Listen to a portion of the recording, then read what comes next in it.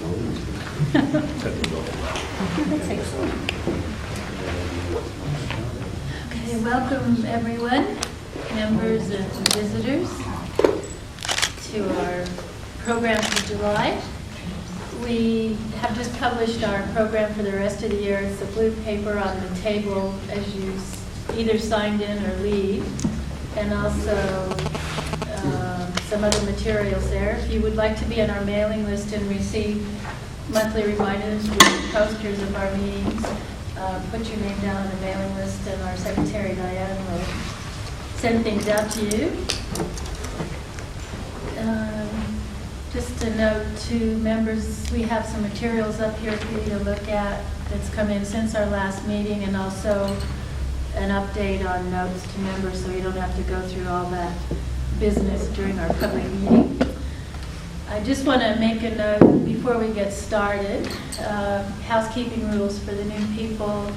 This is a very open forum. If you need to leave or go or use the toilet, there's toilets out there, men's and ladies. Get a drink of water in the kitchen. Help yourself. We try to keep our discussion presentation to about half an hour to 45 minutes, and then invite you to have a cup of tea afterwards, visit with the members. We try to wrap up here about 9:30, vacate the premises.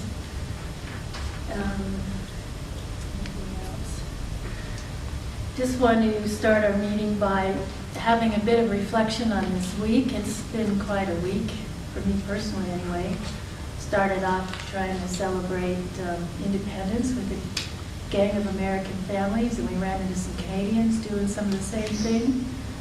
The next day we saw NASA target a comet, which as a scientist I found fascinating and interesting, and I was excited about it, but as a theosophist I was really wondering what the meaning was behind sort of exploding sources of origin of life and really what that meant on a bigger scale. I'm still a bit confused on that, so I'll leave that with you. We also saw wealthy nations targeting poverty, and finally terrorists targeting innocent bystanders. At the root of these deeds of humanity lies a variety of intentions. Given the considerable spawning power of intentions, I'd like to pause to gather a nucleus of intent for giving new birth of peace and recovery to the victims, as well as to the helmsmen of these recent actions, whether they be good or bad, and perhaps also to us as the witnesses. So just a moment of silence, please. Shut your eyes.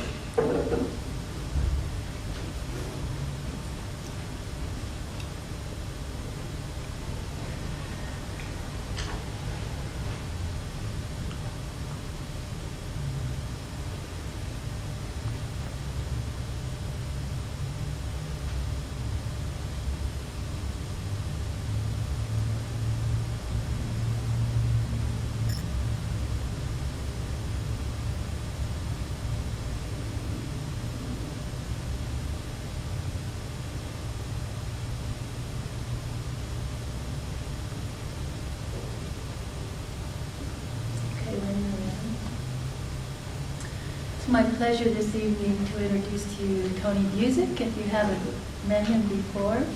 And he's talking tonight on psychic realms, which is sort of a broad subject, so I'll let him define that further as he goes along. Tony, would you like questions, or would you rather wait till the end of the discussion? Maybe at the end. Maybe at the end. If you could hold your questions, we'll have an answer later on. Need anything else? No, fine. Okay. Please welcome Tony Busick. Thank you. The Theosophical Society teaches us many things, not the least that it embraces no particular dogma, but does, however, have at its core a set of teachings which we are free to accept, or if we so choose, reject. Teachings which explore the very nature of existence and our place in it. Co-founder of the Society, Helena Petrova Blavatsky, was known as a dabbler in the psychic realms and many paranormal feats are attributed to her.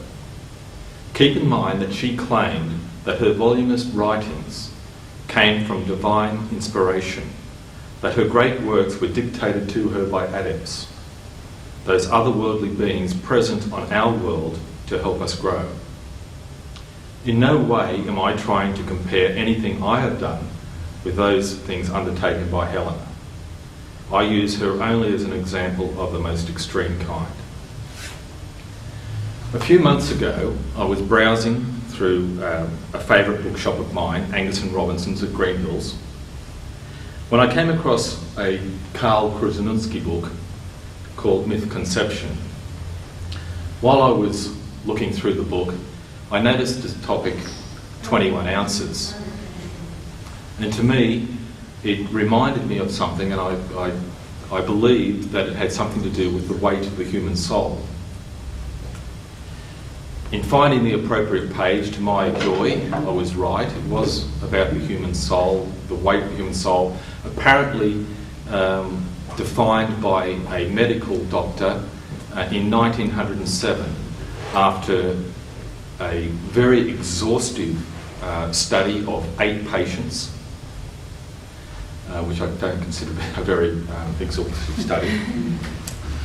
And in that, what he found, or what he actually did, was he constructed a bed with special weighing devices on it that were so delicate that what he required of his patients were patients who were going to die very, very quietly. No patient who was thrashing about or any of those type of things. So obviously that part of the experiment may have been exhaustive, finding those poor dying souls who weren't thrashing about. In doing so, he came up with the conclusion that there was a 21 ounce difference in those 8 people before and after death, and they actually weighed less. To prove his case, he then used a control study, and the control study were about 20 dogs, I believe, that were to be euthanized, and he weighed them before and after death and found there was no difference in their weight. What he said was that this proved conclusively that human souls had a weight, because it was known at the time that dogs didn't have souls. And personally, I didn't agree with this, and I guess the thing that makes me sneer the most are 2 things. One, I personally don't believe or hold the theosophical view of a group soul. I believe that dogs have their own souls. And secondly, the other point was that I do not believe that the metaphysical can be measured by physical means. And no matter how sophisticated machinery invented to discover it now. So although I enjoyed movies such as Ghostbusters, I believe that the machines used by them to find and capture wayward spirits are beyond the scope of the physical universe to construct. But maybe I'll be proven wrong one day, just as those who claim that humankind could never fly. Who knows? I guess the question at this point is, what has this to do with my subject tonight? Well, contrary to what I've just said, I'd like to state that I do believe that a device has been created to detect the metaphysical, and it's the physical body, particularly the brain, or that part of it capable of perception. What I'm saying, therefore, is that we are all psychic receptors. Some of us more so than others, because our aerials are just a bit better tuned in than others. From a young age, I have been pushed into the psychic realm by my soul, my inner being. Knowing that I have been supplanted into this world with a scientific approach to existence, forever requiring proof, my soul occasionally prods me into areas of the psychic realms and tries to awaken me to the reality of the metaphysical. I've spoken to most of the people in the room about my experiences over a hot drink and biscuit in the kitchen. In all, I recall about a dozen experiences in my lifetime. Now, that's only about one experience every 3.5 years. Now, so in no way can I consider myself to be a full-time psychic. Thus the subtitle of this talk, Chronicles of a Part-Time Psychic. My particular journey begins a long time ago, not on a planet far, far away, but here on terra firma as a toddler. I was about 3 years old at the time.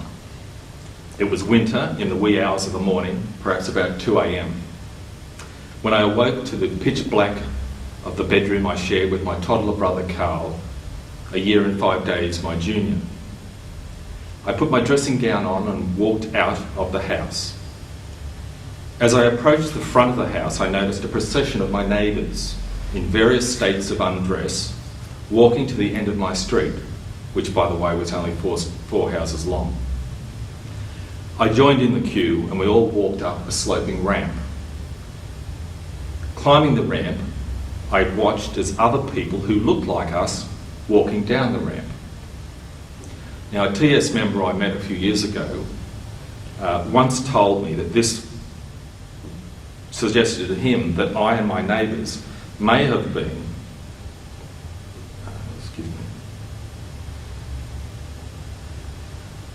may have undertaken, what is known in some circles as a walk-in, where a soul completes the lessons it required for this life, and rather than dispose of the physical body, offered it to the other souls waiting to return and not wanting to bother with the early stages of physical development again. Now, I don't know if I believe that part, but this memory to me was a very lucid and very real one for me, and it is something that has been with me until this very day. Prior to this, I had always thought this memory had been evidence of alien abduction en masse. During my earliest years, I was obsessed with unusual lights and displays in the night sky. I had thought this obsession had begun with the event just mentioned. I recall many strange sightings at home in Horseshoe Bend in Maitland, a couple of streets from the riverbank and behind the sports ground.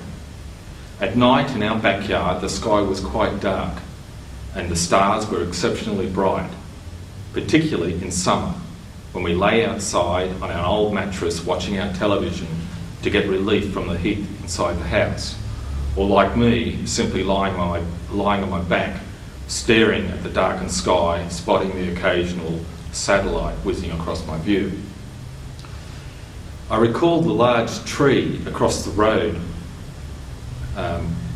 in front of our street, which had many colours through it. I approached the tree and remember seeing extremely bright reds, blues, purples, greens and yellows. Next, I remember being back in my yard with no memory of what had happened between seeing the lights and being in the yard. I was probably about 5 years of age at the time.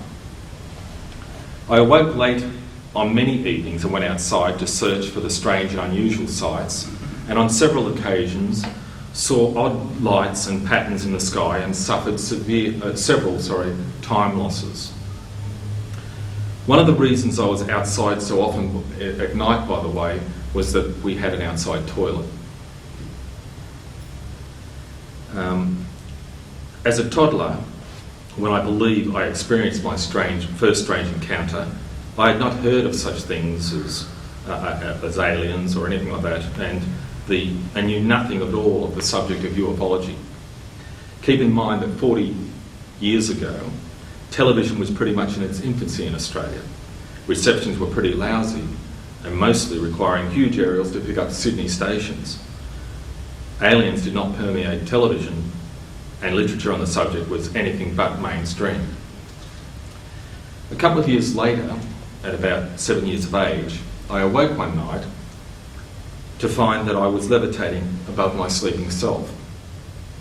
I was drawn to my neighbour's house, 2 doors down in the street behind us. I flew through their back door's keyhole and was attracted to the toaster. I flew straight into the toaster and watched as sparks ignited into flame. And then, from the outside the toaster, I watched as the kitchen caught alight, and finally observed as the house was engulfed in flames. To my great relief, next morning I found the house was still standing and had not been burnt to the ground overnight. 3 months later, however, the house burnt down. An electrical fault was blamed. Personally, I believe I did experience a kind of astral travel there, but one somehow involved a future movement through time. On several occasions I have experienced what I call the fluttering. Now, I even wrote a poem about it a couple of years ago and read it out at one of our meetings. Now, the fluttering is something that occasionally happens when danger approaches me. I experience a fluttering effects in my ear, like someone is flicking the air with their fingers near the ears. I've been able to avoid a few falling objects and a couple of wayward vehicles because of it. Whilst in 4th class, I again woke to find that I was floating above myself. I immediately flew out of the bedroom window to a property behind Maitland Baths, about a mile from my house, a place I had never seen before. The house burst into flames and I awoke to the sound of sirens. In the morning I related my dream to a friend who had come to play. He convinced me to show him the house I had seen. We took our push bikes and rode to the place. As we rounded the corner into the street, the smell of burnt timber and sooty water filled my nostrils, a smell I remember from that previous house fire. We arrived in front of that house and I'd seen, and sure enough it had burnt to the ground. And a young boy who was standing there told us that he'd seen that house burn down during the night. One evening when I was in 6th class, I had a bit of a nightmare about the Maitland Mercury burning down. For those who don't know, the Maitland Mercury is a local newspaper in Maitland. I knew immediately it was a dream because, as I explained to a classmate, the part of the building that burnt down didn't exist. But 6 months later, my assuredness turned to anguish when I found that they constructed a new part to the building, and it was the section I saw burnt down. Thankfully though, 30 odd years later, it hasn't burnt to the ground, although I have been told that there has been at least one minor fire in that section. So who knows what this dream meant? Was it simply to let me know that a building was going to be built? Or proof given to me once again by my soul of the powers of psychic realms? As 18-year-olds with cars, and a friend of mine and I had a favourite ritual or pastime of walking through the streets on a Thursday night to have a look around the shops. We'd end up at the far end of town at a milk bar where my cousin worked, and we'd splurge on a milkshake. On one such occasion, we were just about to walk into the milk bar, and I recall seeing my friend's new girlfriend walking past. The strange thing was that she didn't notice me. She walked straight past, and my friend didn't notice her either. She was dressed in black and was with her mother and her sister. They were in black as well, and for some reason they seemed to be walking very slowly, almost in slow motion. I turned to my friend and said that his girlfriend was walking past, and as we rushed back outside, we saw the street was deserted. We both agreed that I was nuts and went back into the shop. I found out a couple of days later that at about the time I saw them, my friend's girlfriend had just lost her father. As I was interested in the idea of reincarnation, I collected several books and clippings from magazines on the subject. One such clipping provided instructions on how to witness your past lives. That evening, while I was in bed, I decided to try the exercise. My single bed was about 30 centimetres from the wall. Commencing the exercise, I noticed the darkened bedroom suddenly lit up, and I wasn't in my bedroom anymore. I was in a field of grass, very long grass, like a tungstra, and I was in a state of sheer panic. I was wearing convict clothing, odd for someone who was only a third generation born Australian on my mother's side and a first generation born Australian on my father's side. I know that I had escaped, and I knew I was facing death in the hands of the redcoats if I was caught. But after running and hiding amongst the high grasses, I became elated when I believed that I had escaped my predators. However, as I looked up, I realised a rifle was pointed at my forehead. Suddenly, a blast hit me between the eyes, and I flew backwards with the force of the shot. At that moment, my bed hit the wall, my arms outstretched across the wall. My family rushed into the room to find out what had happened. Prior to undertaking this exercise, I'd always felt pain in my forehead, between the eyes, if an object was pointed near that area, such as a finger or a pencil, whatever. After that experience, I no longer felt that kind of pain. In 1988, a friend convinced me to go with him to the Spiritualist Church in King Street, Newcastle. They had a general meeting in the main room, followed by flower readings, meditation and a light supper.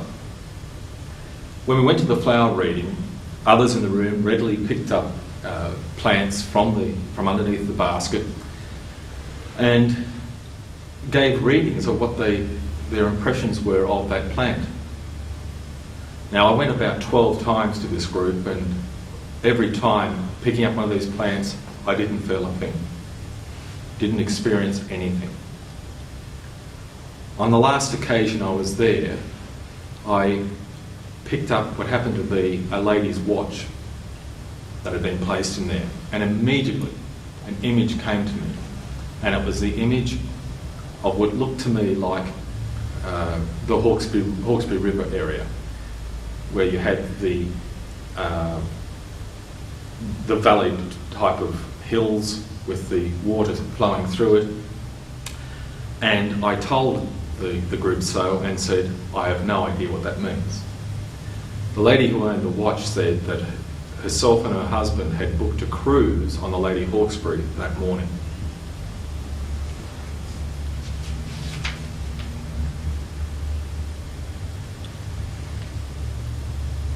Now, I felt that this was the kind of proof I needed. I was apprehensive when I attended my first meditation with the group, as they advised me that sometimes people spoke through you. Now, during the meditation, I kept my eyes wide open. The room was lit with a blue light. For a while, nothing much seemed to happen. Suddenly, I noticed a fluorescent green streak fly up the right-hand nostril of one member of the circle.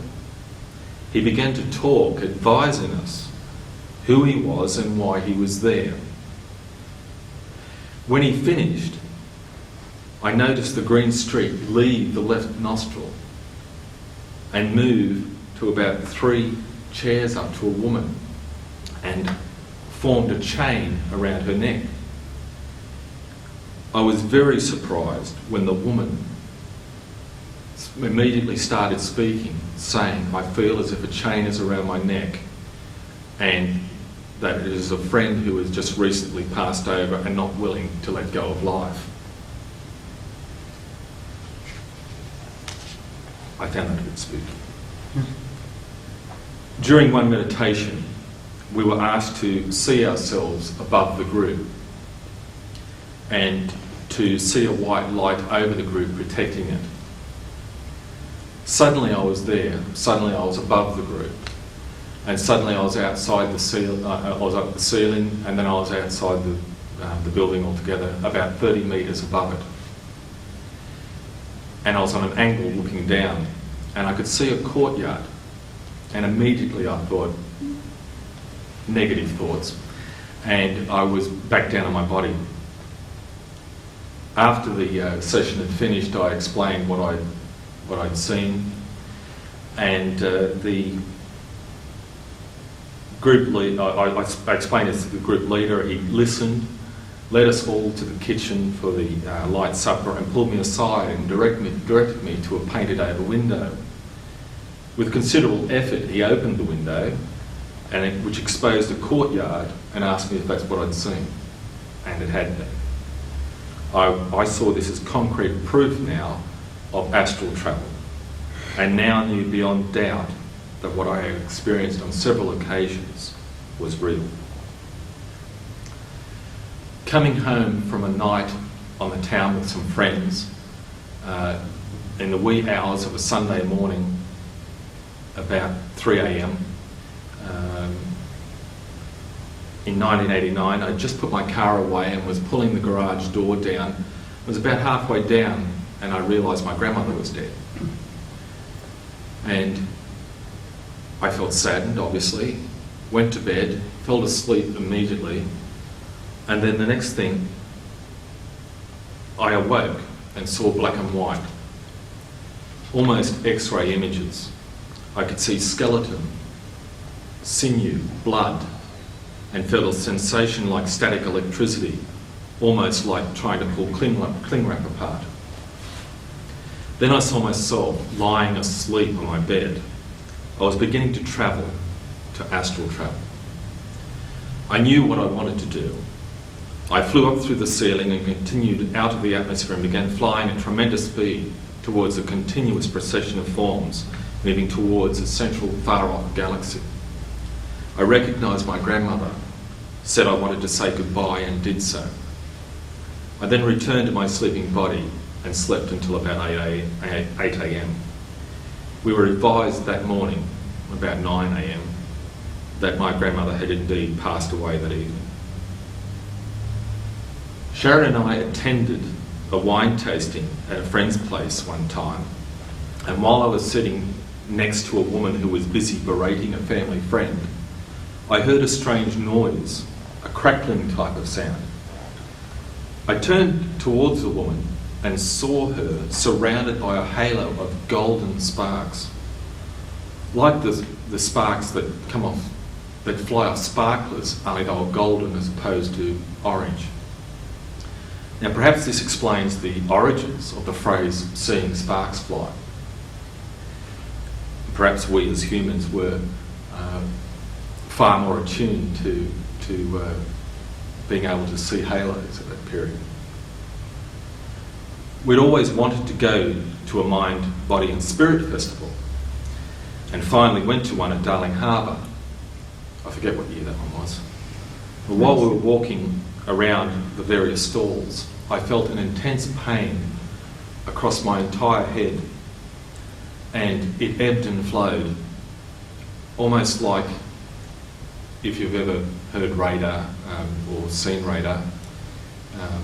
I'm relating this to my military training and being in the Air Force, and with radar, you get the kind of flowing of the strength of the radar that goes around, and it ebbs and flows as it continues around. The same thing was happening here. There was an ebbing and flowing of this generation of pain, but the pain was getting more and more intense. And I knew in particular who the person was who was projecting this, and it took every ounce of my being not to react to that woman. And I've never felt that way before. I wanted to hit her for giving me so much pain. I knew it was her that was doing it. I don't know why she was doing it. She was projecting this intense pain for anyone and everyone who could pick it up. But thankfully, there was too much of a gentleman in me to act rashly in public. In 2004, while shopping, I experienced a rather odd feeling. I felt as if my body extended about 30 metres in diameter.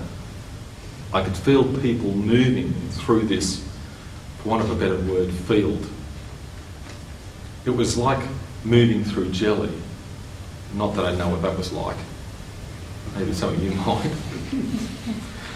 To conclude my talk, I simply say that I have experienced gnosis, the knowledge, to know, and not only believe the preceding events to be real, but I know they are. And ultimately, I know my soul directed me to these events to equip me with the proof I needed to accept that there is life beyond death. Short of providing me with an after-death experience and return me to the world of the living, I know. I don't expect you to accept what I have claimed as my own tonight. I challenge you, I challenge those of you who have not found yours to search for your own truth. May it be as wondrous a journey as I have enjoyed.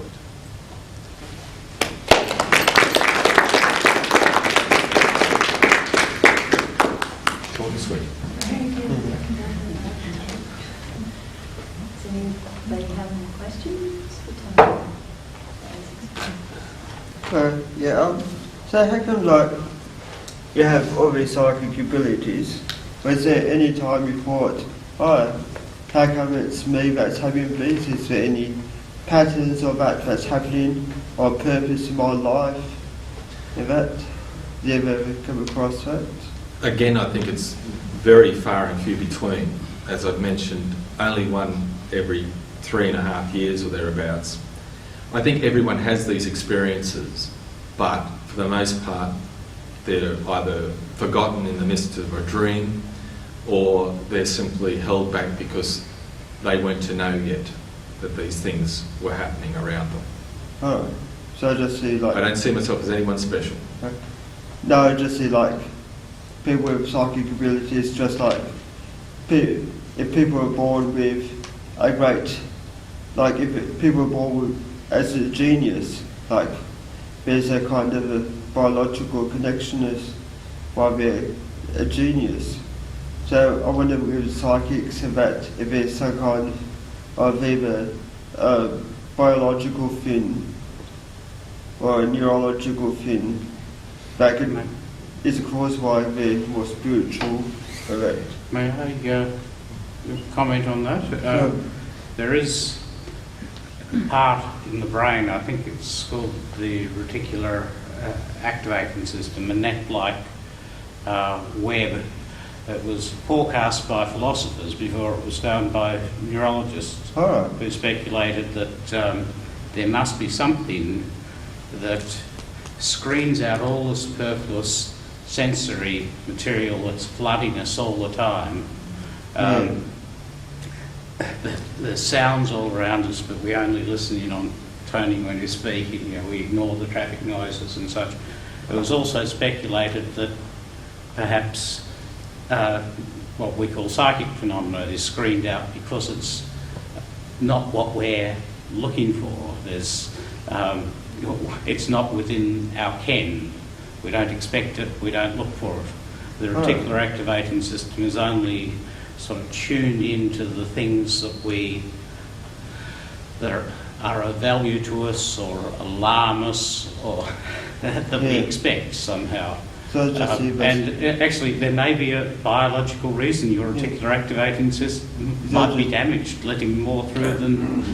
So I just see that's why dogs or animals have that instinct, they can see what's I don't know if they have the same for survival structure in the brain, and in fact I don't really know if those cells do perform that task or not. There's a theory that that's what they do.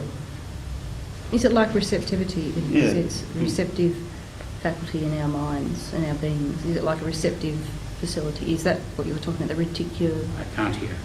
Is that like a receptive, you're talking about a receptive facility within our minds and beings, I suppose, as well? Yeah, the doors of perception, right? It would be the door or the web that's been damaged in some way, or perhaps stretched open, perhaps not damaged at all. And is it like, also if this relates, I think it does, in harnessing the motivation to want, it's like the motivation to want to be in tune with your higher self or the spiritual. There's a motivation there to want to be in tune into any psychic abilities you may have. We may all very well have the same capacity like the brain, but it's maybe just the limitation in our receptivity and our attitudes and values and our life situation that stops us from being able to be more psychic or have those experiences and even understand what they are. There's a lot of blur areas as well. But in like my you said. case, it wasn't me wanting these things to happen, it was them being given to me by my higher self. At least that's what I believe, that I was shown these experiences because my soul knows that I'm a person who is very much someone who wants to know the proof of an object's existence. And because of this, it said, well, here's the proof. Here's the proof. How much proof do you want? And here it is. So it wasn't my physical being saying, give me proof. It was the other way around. Yeah, well, that's the soul directly. Tony, what have you used any of these psychic awarenesses to gain an enhancement to your life as Tony, your human lifestyle? My short answer to that would be probably no. Have you ever considered it? I don't know what I could achieve with it, and maybe I'm a bit frightened of it.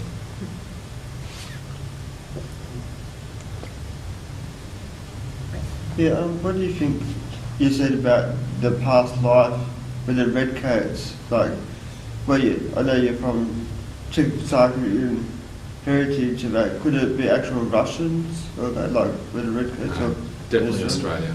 Right. Definitely Australia. But then I only mentioned one there. I also had a second one as well that I did.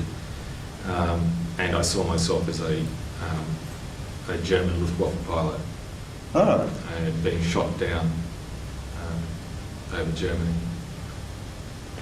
Was there any trauma, like when you realised? Oh, the trauma was the actual... each of those experiences was the death experience, the moment of death. So I don't recall anything about their past lives or anything like that, but I just recall those moments of death. And just those two, although I believe there's probably lots more. Can you tell us a bit more about what this fluttering sensation was like? Yeah, it's hard to explain it. If you ever had something near your ear, like a draft of wind blowing I can imagine quickly, what it's like, yeah. that's like almost what it's like. It's almost like someone's got their hand there and trying to flick your ear and missing. Like a pigeon wing? Sorry? Like a pigeon wing? Maybe, but I've never had a pigeon wing that close. I have. So I believe it's something that's kind of just happened to be, it might have been coincidental, but it just seemed to be that at the moment these things happened, something was happening which was a dangerous situation, and I was moved out of that situation because I realised this thing was happening. So It was a wicked guardian angel. it may very well have been. Well, the descent of the Holy Spirit's often said to be like the fluttering of doves' wings, and if you go with the Bacon Shakespeare theory, he was the head of the Knights of the Helmet, and they worshipped Palais Athene, who was known as the spear shaker, and whenever they felt her influence coming onto them, it was the shaking of the spear that was the sensation that they described it as. So it's pretty typical. There was something I was going to mention about all this, and I guess with this knowing thing, about knowing that it's real and that type of thing, it's also for me a knowing that something that is taught in Theosophy as well, which again is something which is open to our own choice to accept or reject, and that is that the knowing is that we are all one. We are all part of the one thing. We're not individuals as such, but as people on earth, physical people, we see ourselves as individuals. Even as souls, we often see ourselves as individual souls, but in reality, we're above that. We're a part of the whole, and we're the one. And it's just, that's why things like what happened yesterday and what happened September the 11th and all those type of things, when they happen, whoever it is that's perpetrating it is perpetrating it on themselves. The suffering that's caused is on themselves, because we are all for one thing. And yeah, I don't know what it was. So I think it's kind of interesting. In the last few weeks, I've been browsing through a magazine of Scientific American, and they have an issue out on the brain. And one of the articles written by a scientist on the phenomena of déjà vu, explained by scientists, and basically they go to dismiss the experience as you saw something out of the corner of the eye, and as it crosses your that web of filtering, you re-experience it as something that you just sort of remember from the past, and it reminded me of Theosophy, because I read the article and I didn't buy it one bit after, and I was quite interested to have it explained scientifically, but it was one of those things where when you read it and you perceive it, and it wasn't for lack of understanding any of the terminology or anything, it just isn't true. And when you go through these experiences, truth is something the soul feels, and so it's your own personal truth, but yet at the same time, truth comes from that bigger realm, I suppose, the connection, or however it's supposed to be explained. But I wouldn't rely on brain science to explain a lot of this stuff, because I think they've got a long way to go. I just see, like, with the spiritual trust, with the green thing, I just see it as a representation of something entering and something leaving. Like you might have seen green stuff before as a representation. Like for example, in dreams, we have things that represent in dreams that's happened, or with me personally, that happens the day beforehand. Like there's a representation. When I analyse that dream, I can see the factors, what's going to happen in the day. I mean, I suppose you can say that, but when I experienced that, I actually physically saw it. Yeah. It's not something that I imagined I saw. I know I saw it. And whether this is something that just because other people had their eyes closed, because it was a meditation, we were supposed to have our eyes closed anyway. But because my eyes were open, I was the only one who saw it, or because for some reason my soul was saying, here, have a look at this. Here's the proof. I can't answer. Right. But like a green little slime that goes in one nostril. I wouldn't say slime, it looked like a solid object. Yeah. And it looked like it was flowing, but it was probably about this long as it entered the body of the person, and then out of the body through the nostrils. And when it went to the woman, it formed a chain. It just looked like a chain wrapped around her neck. Yeah. So, and I saw it go there. No, just see, like, if it comes out as kind of like science fiction and that. Like if it's Not like Ghostbusters. No. Why would it be green? What type of light did they have? Well, there? it may have been because of the light. It was the light was a light. It was a blue light. Transcendental. Oh. Yeah, and it's the kind of light they use for their meditations. Tony, there's also anyone that can see auras and see body images and healing in a person's body will find that the colours associated with different parts of the body are associated to the energetic effect that's going on in the person. So, for instance, when I walk up and see someone with a certain light around a certain place, that generally denotes that their body's healing themselves in that area. And if it goes to a different colour while you're watching, that means the person's rejecting the healing, things like that. So the green is to do with the heart energy, so it would be a loving energy, and that would allow your body to the person that green went to accept that energy because they know it comes from love, for want of a better explanation. Just wonder what it was about the gold one though. That was, Gold is the top of the crown chakra. yeah. They're part of the levels of with the chakras. Yeah, the the colours, gold is the auras. The gold is everything. You put them all together, and they say it becomes white. Well, above the white is gold, basically. Maybe if it was a green mist that went from one body to another. It didn't look like that. It looks solid. Well, thank you, Tony. Thanks once again. Hope to see you here next month for our Aboriginal talk. Left ahoy. Les Ahoy, that's right. Thank you. Have a cup of tea.